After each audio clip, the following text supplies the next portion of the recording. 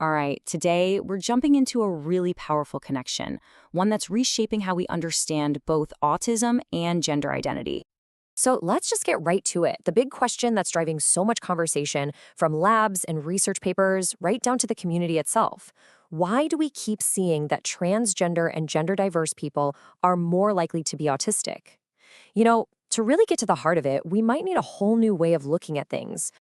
Because think about it, what if the traditional ways of understanding autism, the ones most of us are familiar with, are just incomplete?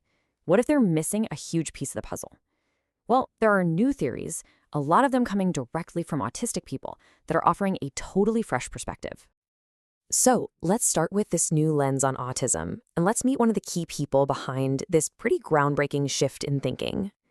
This is Dr. Wen Lawson. He's a leading psychologist and researcher, but his point of view is also deeply, deeply personal.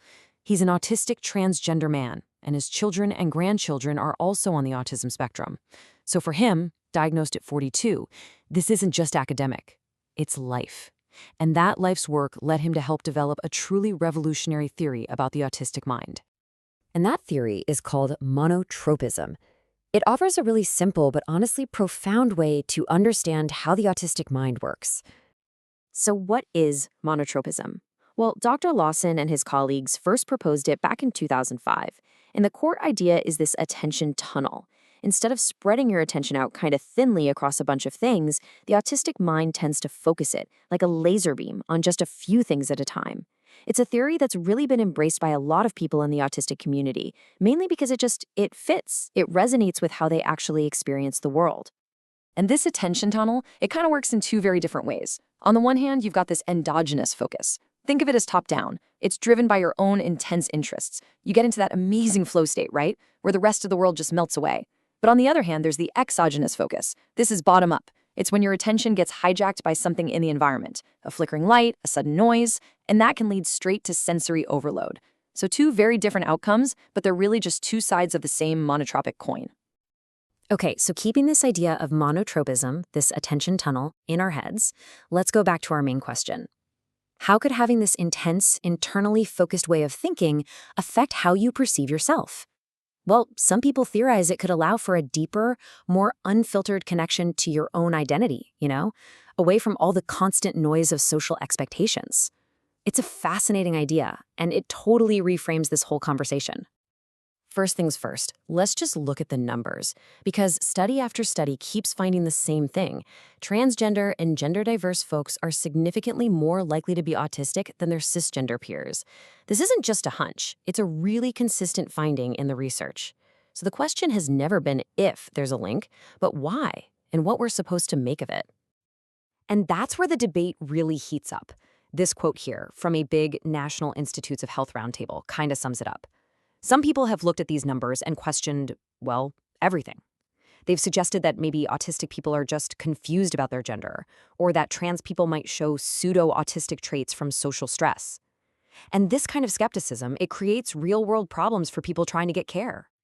But a whole wave of new scientific evidence is coming out, and it's directly pushing back on those doubts. It's providing some powerful validation for what autistic trans people have been saying for a long, long time. So let's dig into that research, because it's really interesting. First up, brain scans. They show that the brains of autistic trans people function like, well, other autistic people's brains, not like the brains of people who are just under a lot of social stress. Second, there are these tests for subconscious gender identity, and they show that autistic trans people's inner sense of self lines up perfectly with their affirmed gender, just like it does for non-autistic trans people. And finally, when you look at people seeking gender-affirming care over time, autistic youth aren't any more likely to change their minds than their peers. So what's the takeaway from all this data? It points to one clear conclusion: these identities are authentic.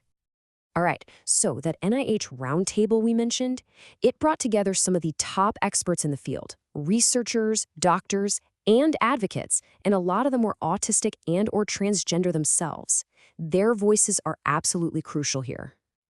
Here's Dr. Wen Lawson again, who we met at the start. He shares his personal story. He says it took him 8 months and seeing 2 different psychiatrists just to have what he was saying about his own gender confirmed. His experience shows you the real-world harm that happens when the very systems that are supposed to help you don't trust you to know yourself. Next up, psychiatrist and researcher Dr. Meng Chuan Lai makes this powerful fundamental point. He says, autistic people have identities, period. And that includes gender identities. The most important part, the person themselves is the authority of their identity. Full stop. It's a simple but incredibly profound statement.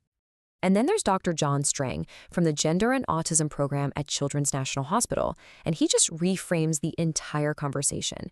He points out that this intersection isn't just something we see in kids, it's seen across the entire lifespan.